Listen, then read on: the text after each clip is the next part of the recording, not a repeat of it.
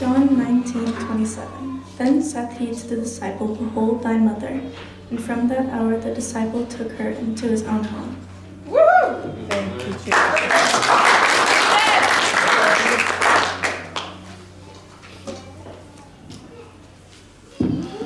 Amen. Go, Peter.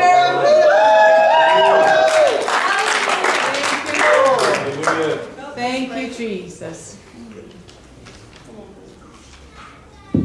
Oh, thank you. Bless you, Lord. Bless you. Amen.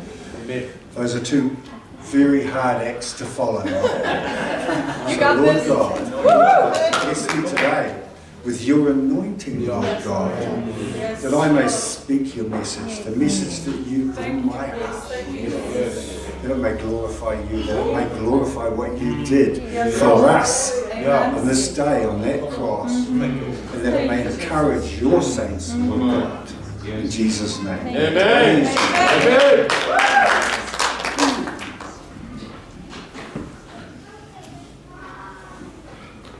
As I was at home, freaking out about this, reading the scripture, praying to the Lord and reading it, and praying and reading it, and then saying, Lord, what have you got me into now?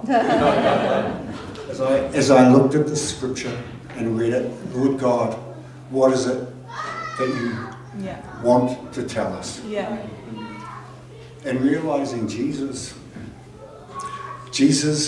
never wasted a word. That's right. Every word that he spoke was of power, was of authority, and had purpose. And this is his last words on the cross, with his last breath. He isn't going to waste what he has to say to us, every one of those who are his.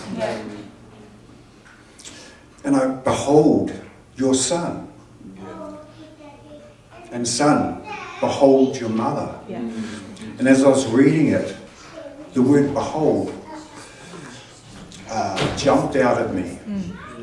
And I thought there's more to this. To behold is not just to look at. Look at your mother, look at your son, look after each other. There's a whole lot more. And so I got out the dictionary and I looked up the word behold. And I was really excited to read.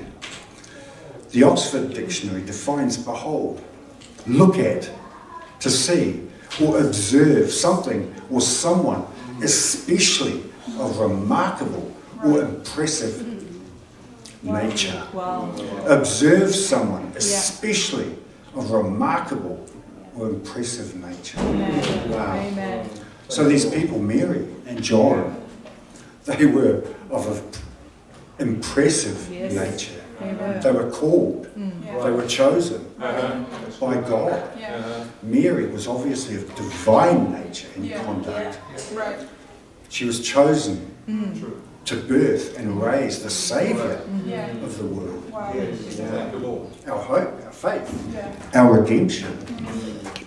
The Father's perfect choice. And there was no one else to complete this task.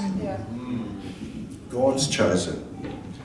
What's the message? Look, God, what is this? And as I was reading and meditating and praying, I felt this verse come to mind that I'm going to read quickly.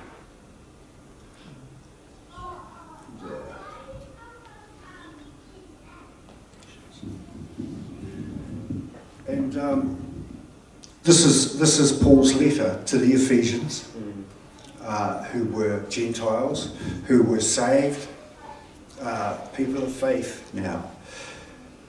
And Ephesians 2:19 says, now therefore, you are no longer strangers and foreigners, but fellow citizens with the saints and members of the household of God. You are fellow citizens with the saints and members of the household of God. So, this is us, the believers that were then, the believers now, and all that will believe that come. Who are we? Who are we, the believers?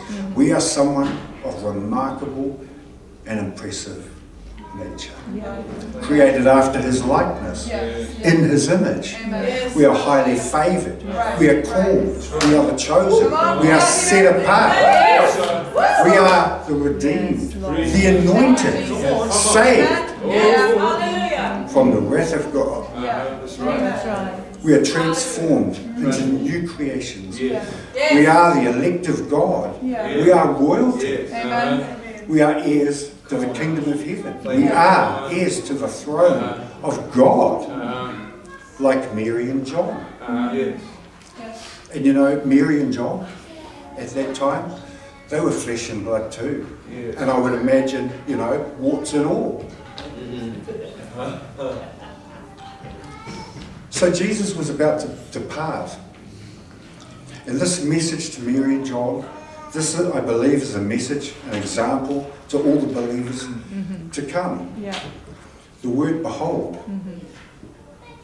Jesus was saying to behold each other for who we are, God's chosen. In this world, everything is against us.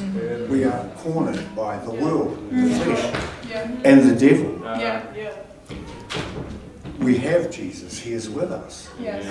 And the Holy Spirit is with us, and we have the Word of God. But we have each other. The saints, the brothers and sisters of Christ. We have each other. After Jesus said this to Mary and John, the verse says, from that very hour the disciple took Mary to his own home. This word behold doesn't just mean to observe or acknowledge. To behold each other like mother and son. And if you turn to your neighbour and behold who they are, not only are they your husband, your wife, your son, your daughter, your mother, your father, your brother, your sister, your friend, a stranger.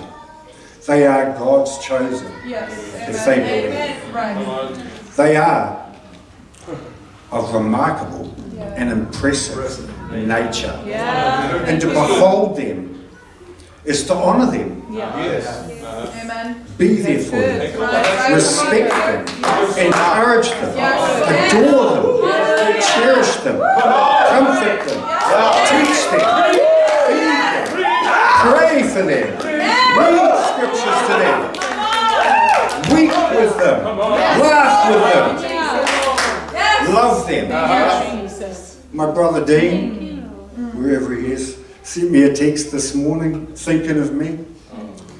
And it was encouraging, and it was the word that was perfect for this morning. Thank you, brother, for beholding me, your brother.